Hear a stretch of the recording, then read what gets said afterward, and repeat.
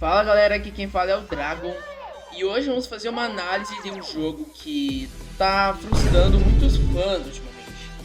Não é só pela história, mas também pelo objetivo do protagonista. Desgraça! Mas vamos lá. Garden of Banban é um jogo que a história se passa de um pai que está procurando seu filho na creche.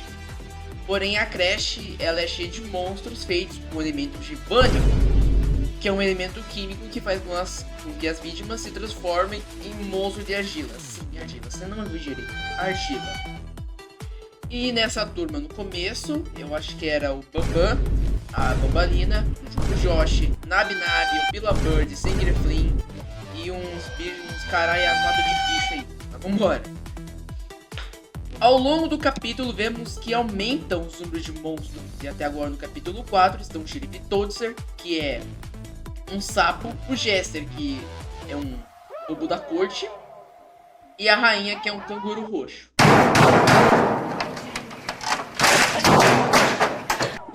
Ai, mas vamos... Só me esqueci o nome da rainha. Vamos continuar. O jogo tem uma história muito boa, de suspense e de terror, mas eu não vou falar sobre o primeiro, segundo e terceiro capítulo. Hoje eu vou falar sobre o quarto capítulo. É sério. No terceiro capítulo, no finalzinho, a gente é surpreendido pelo Sengre Flynn, que é uma água viva, laranja, e dizem que ele diz que está com as crianças, que é o filho do pai que está procurando o seu filho, né? Porque pai tem aquela mais relação com o filho, mas ok.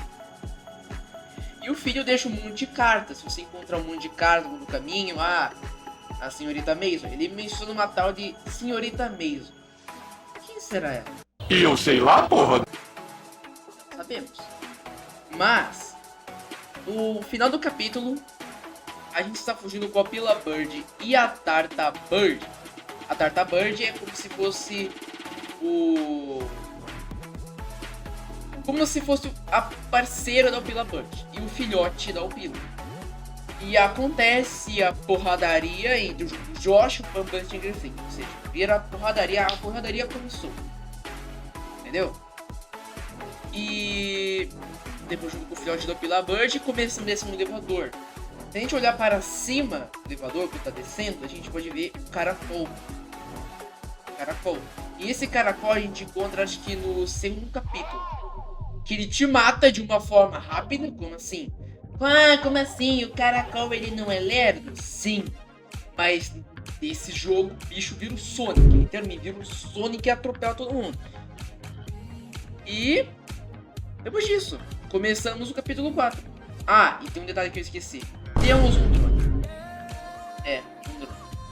Se você for pensar, isso tem quase uma semelhança com o Pop Playtime. Não só porque a gente tem aquele grappling, acho que é grappling, que tem umas luvas que servem para acionar as portas, para abrir as portas. Ah, vá, é mesmo? E no capítulo, acho que no capítulo 2 do Pop Playtime, a gente tem uma luva verde. Só que o drone, ele só tem isso. Com o botão direito do mouse, você leva ele para a sala mais próxima. Com o botão esquerdo, você manda ele para algum lugar. E o drone também tem acessórios. Sim, você pode colocar um chapéu de operador, um chapéu de construtor nele, um chapéu de bruxo. Mas, cara, o drone, ele nos ajudou a tornar a gameplay mais fácil. No capítulo 1 a gente utilizou muito. Capítulo 2, um pouquinho aí, mas a gente utilizou mais no capítulo 2 também. O capítulo 3 foi poucas vezes, mas o drone é mais fácil para apertar botões e entre outros tipos de puzzles que existem por aí. Então vamos voltar. Começamos de fugirmos de um monstro que é metade tartaruga e metade camaleão, ou seja, um mutante. E o camaleão a gente encontra ele no capítulo 3, que a gente acha que tem capítulo 3, capítulo 4, sei lá, capítulo 3 ou capítulo 2, sei lá. E a gente tem que colocar um foguete na língua do camaleão.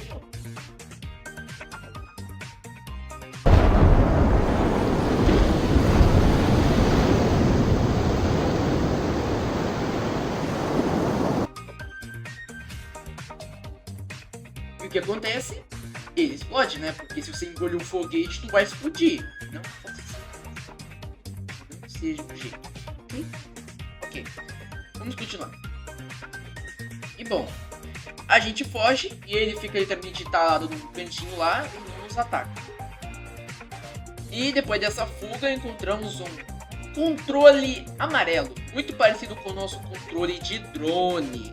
Muito parecido, muito parecido. E bom, se você for tentar pegar o drone,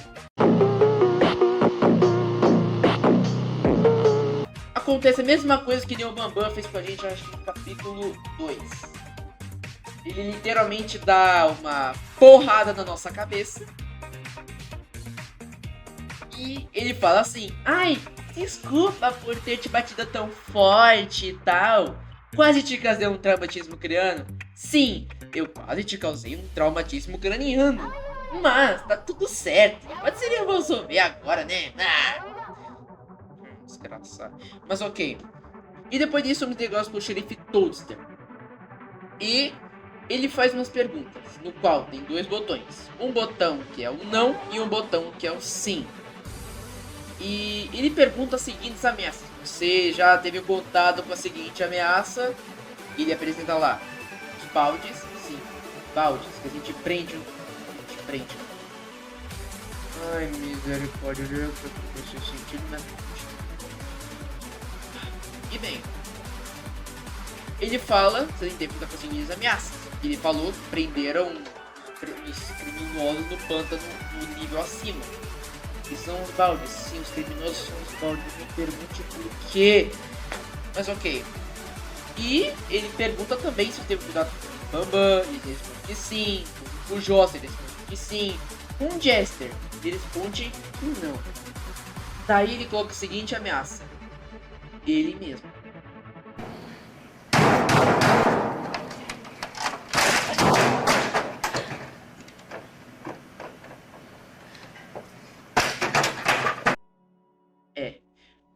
Você não viu direito. Ele mesmo. E a gente responde que sim, né? Porque tá nos interrogando, então, né? Então, depois disso, ele nos libera e a gente vai caminhando por um tal de reino. Cara, e a gente encontra a rainha canguru que eu falei. Só que assim, ela fala: esse é o xerife Toadster e ele é literalmente o policial e o único cidadão do nosso reino. O único cidadão do nosso reino. O único cidadão do nosso reino. Dá pra imaginar o que vai acontecer, não é? E ele fala que se o Jester, que é o ponto da cor de fazer ela rir, vai sair alguma coisa na bolsa do canguru. Que pode matar todo mundo? Sim. Mas, tipo, qual o sentido, tá ligado? Mas, assim, cara, sério, depois ele faz umas perguntas. Depois a rainha faz umas perguntas pra ele, fala com ele e continua a história toda aí. Porém, o capítulo 4, ele parece que tá só focado em puzzle. E não de terror e suspense como eu, porque na minha opinião, se você for fazer um jogo de terror de suspense, faça um jogo de terror de suspense, não fuja da história, porque veja como, por exemplo, é o... Como é que é? Veja como, por exemplo, é God of War, entre outros jogos aí, outros jogos aí. Dá pra ver que você tem um objetivo principal, que é salvar uma pessoa, ou matar o vilão, e assim por diante. Só que parece que ele fugiu da história do pai querendo salvar seu filho da creche do Satanás. Porque o Bambam, sim, o bicho se chama Bambam, que parece o diabo. E a Bambalina, ela é um experimento, sim, ela é um caso, acho que é o caso 9 ou caso 6, não sei. Mas ela é peluda. Porque uma parte do capítulo 3, o capítulo 2, a gente encontra ela e ela dá aula pra gente. E adivinha quem são os alunos? regadores, pino de boliche e bola de basquete.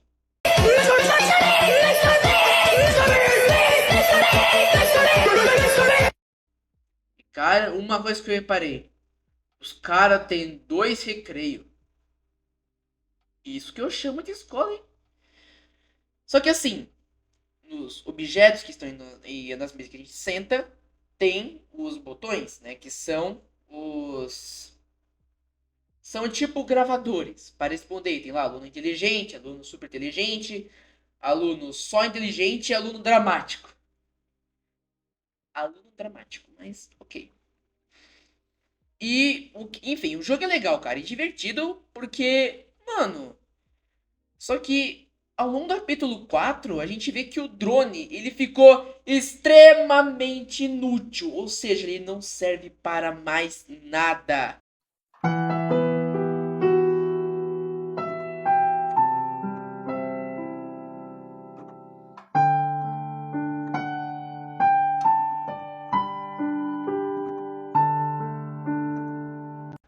Só para puzzle ao longo do caminho para pegar a engrenagem pro elevador que quebrou. Como o elevador quebrou, não me pergunte, porque eu não joguei.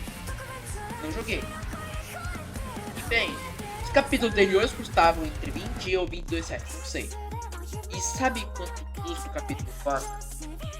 33 reais. 33 reais. Mano, se o jogo custa 33 reais, primeiramente, o jogo tem que ser maior, tem que ter uns gráficos melhores e tem que ter mais coisa, né? Porque 33 reais essa bagaça pra que não tem coisa nada de novo, é claro, tem uma história nova, mas tá fugindo do objetivo. É assim, cara, é meio complicado. E, mano, os fãs ficaram extremamente furiosos, pois o jogo fugiu da sua história. Não é mais aquela história do pai querendo salvar seu filho, mano. Parece que esqueceram do objetivo, tá ligado? Pode ser que não esqueceram, pode ser que não. Mas além de o seu jogo custar 33 reais, que é um valor até que favorável, mas o real motivo é que o jogo esqueceu o que devia ser a história do jogo, porque parece que fugiu um pouco assim da história das crianças. A única coisa que menciona as crianças é o Stinger Flynn. Ele parece que não fizeram esse fugir da história. Só que a história devia ser disso, terror e suspense, não te resolver 1 bilhão de puzzles. E não fazer o monstro Jester fazer a rainha rir. E o capítulo 4 só fugiu do motivo do protagonista estar ali. Além do mais, o jogo colocou uma coisa que eu nem sei porque colocou isso lá. Eles falaram que é do mesmo universo. Então, pra quem não sabe, ou pra quem é doido da cabeça, tem um jogo indie onde tem um trem-aranha do capeta. Já sabe o que eu tô falando, né? Literalmente, o Chocho Charles.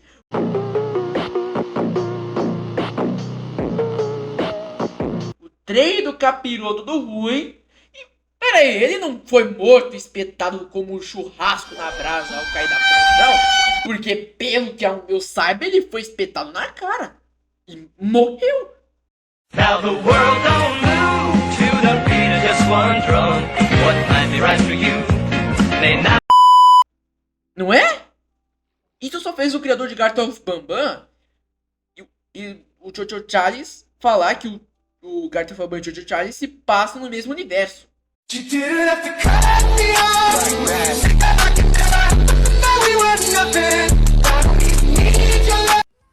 Tá, até eu posso concordar que pode se passar no mesmo universo.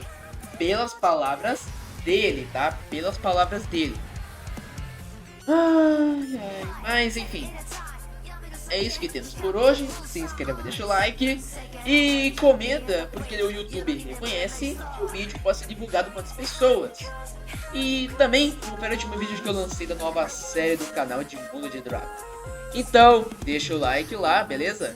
E também, se você quiser parte 2 da série do Minecraft que eu tô fazendo, deixa muito like lá. Deixa muito like. E é isso, falou, fui. Falou, rapaziada, valeu!